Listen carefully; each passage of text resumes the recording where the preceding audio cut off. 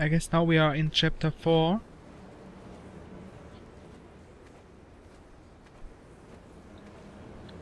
Finally going out of the cave. Oh, that's where the candles come from.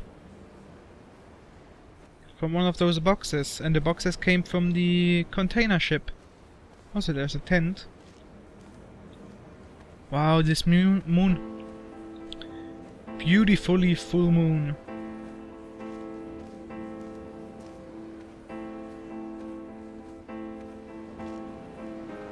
I wish I could have known Donnelly in this place. We would have had so much to debate. Did he paint these stones or did I? Who left the pots in the hut by the jetty? Who formed the museum under the sea? Who fell silently to his death into the frozen waters? Who erected this godforsaken aerial in the first place? Did this whole island rise to the surface of my stomach, forcing the gulls to take flight?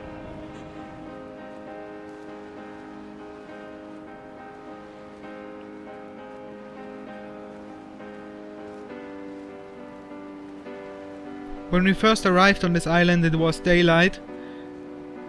Now it's in the middle of the night.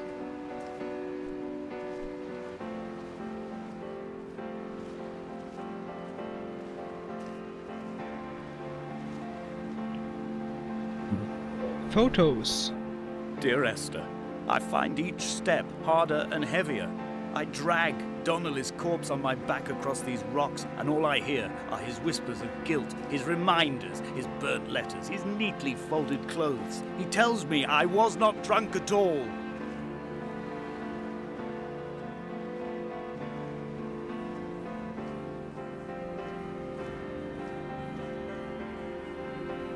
Is that, looks like a radio thingy?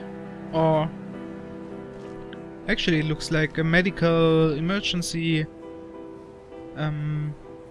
heart thingy. Electric heart thingy. Also there's pills. A syringe.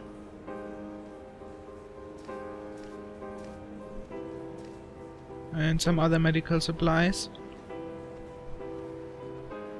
If I understood the story correct until now, I think it's a story of two people on this island and they are turning crazy eventually. One of them is dead or badly injured and the other one is or was carrying him around, trying to heal him.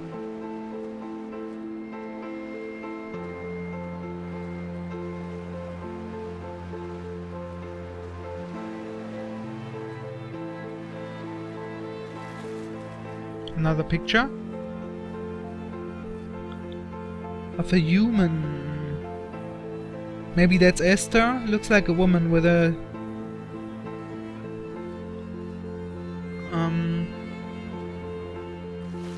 with woman clothes. Also another chemical formula.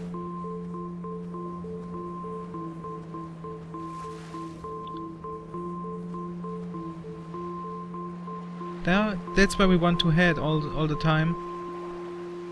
Up to this radio tower. I called it lighthouse in the beginning, but just because I couldn't see really what it was. Looks like a radio tower now.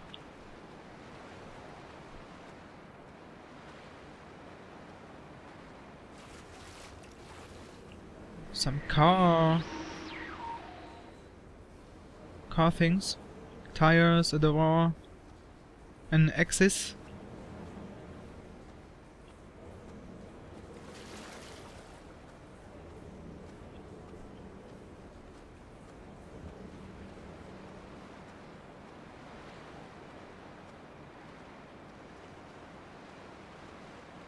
There were chemical stains on the tarmac. The leak of air conditioning, brake fluid and petrol. He kept sniffing at his fingers as he sat by the roadside, waiting as if he couldn't quite understand or recognize their smell. He said he'd been travelling back from a sales conference in Exeter. He'd stopped for farewell drinks earlier, but had kept a careful eye on his intake. You could hear the sirens above the idling traffic.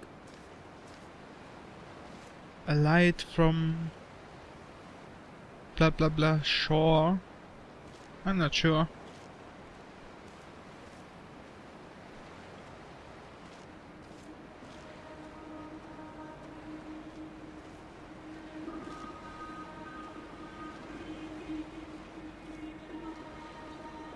From here, I can see my armada. I collected all the letters I'd ever meant to send to you, if I'd have ever made it to the mainland, but had instead collected at the bottom of my rucksack, and I spread them out along the lost beach. Then I took each and every one, and I folded them into boats. I folded you into the creases, and then, as the sun was setting, I set the fleet to sail. Shattered into 21 pieces, I consigned you to the Atlantic, and I sat here until I'd watched all of you sink.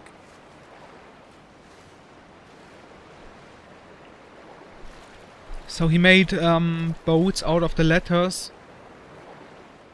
His armada, how he calls it.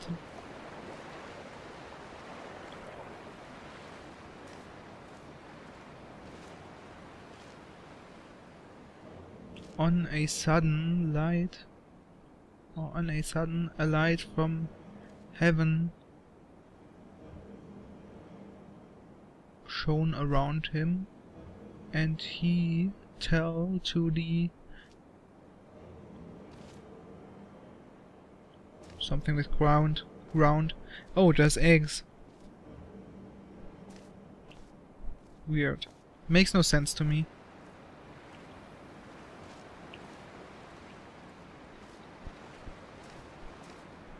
But it doesn't have to make sense. They are all crazy anyways, or drunk or whatever. Let's take the upper way.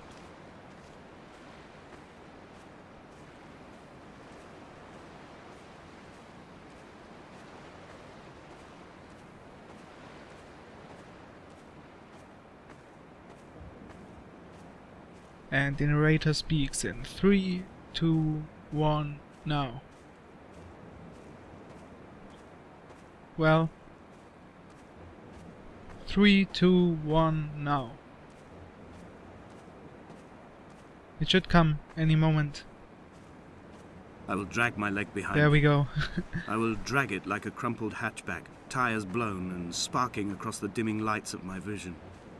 I'm running out of painkillers and am following the flicker of the moon home. When Paul keeled over dead on the road to Damascus, they restarted his heart with the jump leads from a crumpled hatchback. It took 21 attempts to convince it to wake up. So they were just talking about the medical supplies we saw earlier. They restarted his heart.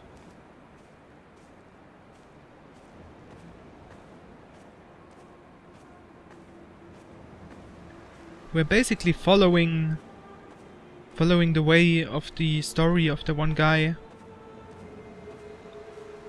That's my guess. I've begun my voyage in a paper boat without a bottom.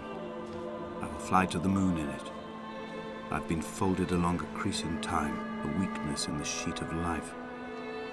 Now you've settled on the opposite side of the paper to me. I can see your traces in the ink that soaks through the fiber, the pulped vegetation. When we become waterlogged and the cage disintegrates, we will intermingle. When this paper aeroplane leaves the cliff edge and carves parallel vapor trails in the dark, we will come together. Proceeding on his journey.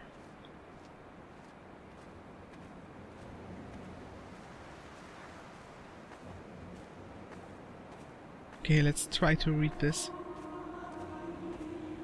And was come near to Pamacus or something. Oh, those voices.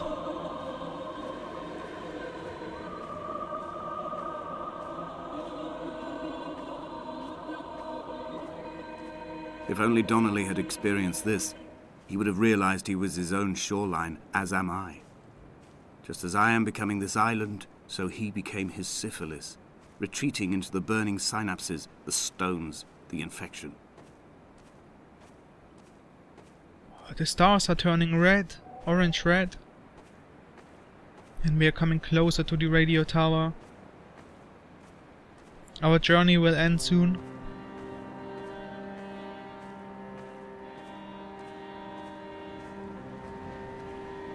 Some more houses to Bent explore. back like a nail, like a hangnail, like a drowning man clung onto the wheel, drunk and spiraled, washed onto the lost shore under a moon as fractured as a shattered wing.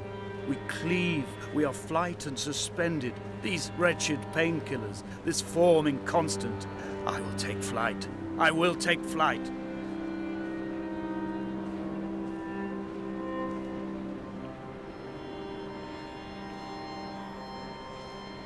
What is this?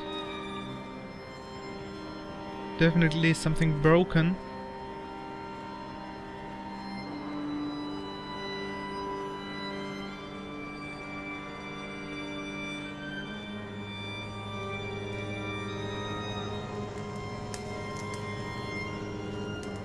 It looks like a prison.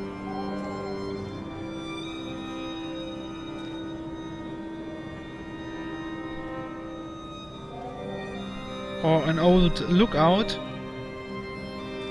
And there was mounted a machine gun or something. Omaha Beach. Who knows?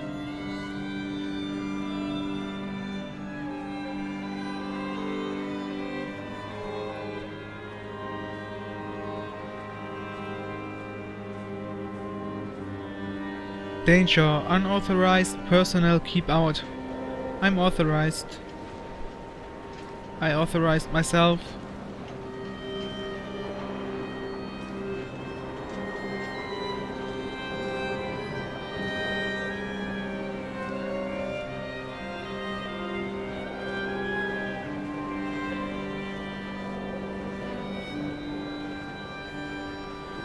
Something with noon?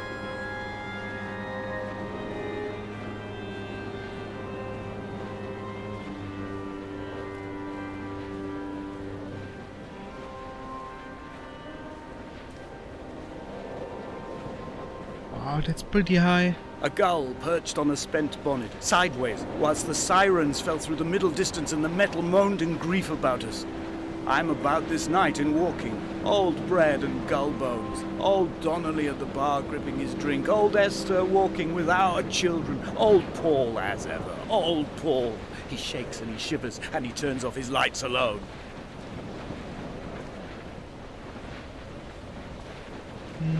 Here with me, that here with me. Came into. Something came here into with me. Came into here with me. Damascus came into here with me. That's what it said.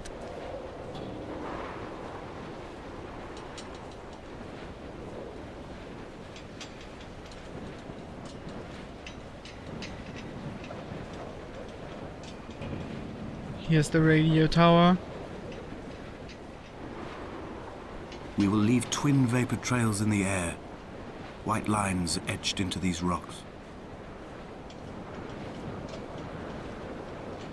Dear Esther, I have burnt my belongings, my books, this death certificate. Mine will be written all across this island. Who was Jakobsen? Who remembers him? Donnelly has written of him, but who was Donnelly? Who remembers him? I have painted, carved, hewn, scored into this space all that I could draw from him. There will be another to these shores to remember me. I will rise from the ocean like an island without bottom, come together like a stone, become an aerial, a beacon, that they will not forget you. We've always been drawn here. One day the gulls will return and nest in our bones and our history. I will look to my left and see Esther Donnelly flying beside me. I will look to my right and see Paul Jakobsen flying beside me. They will leave white lines carved into the air to reach the mainland, where help will be sent.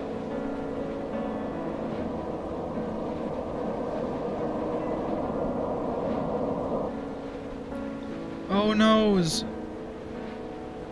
We are jumping down into our death, like the people before us did.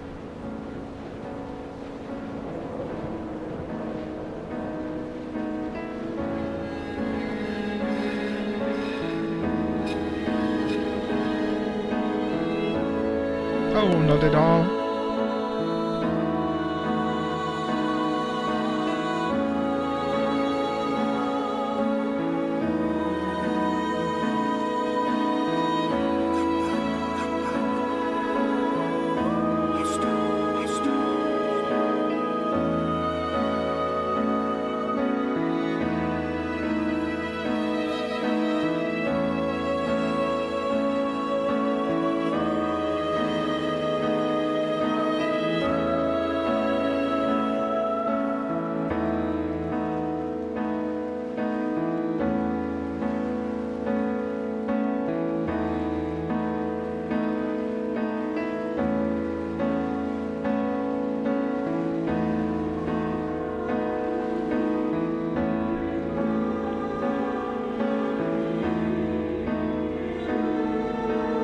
So, if this is the end, my conclusion is, I think I wouldn't have bought this game full price.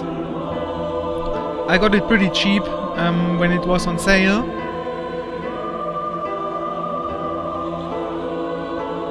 It looked nice, everything looked really nice, the skyboxes, the textures, also the music was quite nice. The story, I'm not really sure if I understood it completely, but I think I got the rough story. I understood the rough story. Was quite a nice experience, and I'm glad that I finally came around to play it. I hope the next game, the next mod will have a little bit more action, or needs a little bit more skill or something along those lines. Until then, see you guys and have a nice week.